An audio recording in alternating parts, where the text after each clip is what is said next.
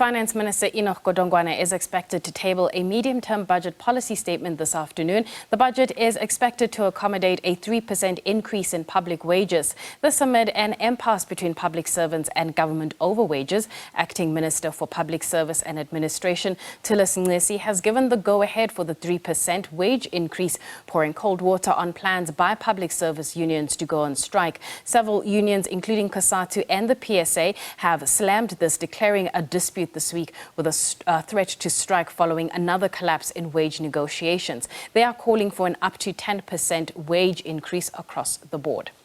For more on this, we're joined by the PSA's chief negotiator, Jannie Oosthuizen. Jannie, thank you so much for your time. This 3% increase that has been, tabled, or rather put forward by the minister, does it mean it's a final one, or do you believe the fact that he says it's not a final one and it is open for even more negotiation? Well, from the union's point of view, we think there's still room for engagement. I think the minister is on record in media statements to say, although he have indicated the unilateral implementation, he is of the view that unions and government can still find one another. So we are hopeful that he will not be acting in terms of what he is threatening to do, as it will be regarded as an act on collective bargaining and an attack on the constitutional right of unions in this country, as governed by the Constitution of South Africa. In terms of finding one another, perhaps you can let the viewers know what's the relationship dynamics right now between yourselves as the PSA and government? Well, at this stage, the relationship is at a very low.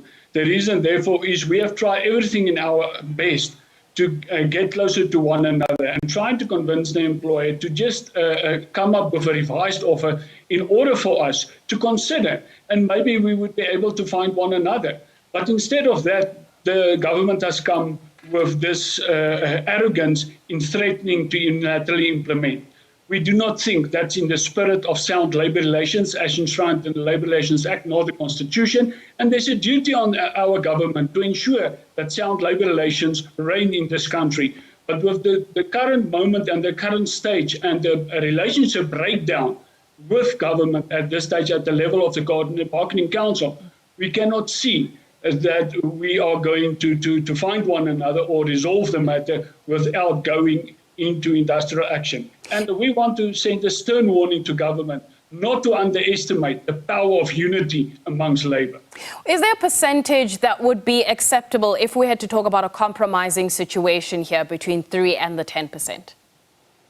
Well, it will all depend on what are they bringing. Our members are hamstrung by the current economical circumstances, by the fuel increase, by the cost of living increases, by electricity. All those increases have a huge bearing. And we have warned government from the onset. We cannot continue dragging out this process. You need to provide us with a better offer. Instead of that, they've just went the opposite. So we will have to wait and see what they are tabling. And as a mandated-driven organisation, we will have to consult our members to see whether there will be a compromise. But we will definitely not settle for anything less than the current inflation.